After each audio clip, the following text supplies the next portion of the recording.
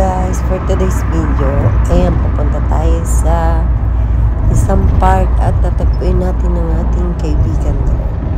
So dahil hindi naman tayo busy at wala tayong work, magkukommute tayo guys, magbabas tayo. So ang bayad dito sa bus guys, siguro mga 15 or 10 pesos. So ayan, solo flight ko pa yung bus ha. Bait ni mamang driver, talagang pinatawid pa. Ganito ang mga driver dito guys. Pag may nakikita sila natatawid, binibigyan talaga nila ng daan. Sana ganyan din sa Pinas na.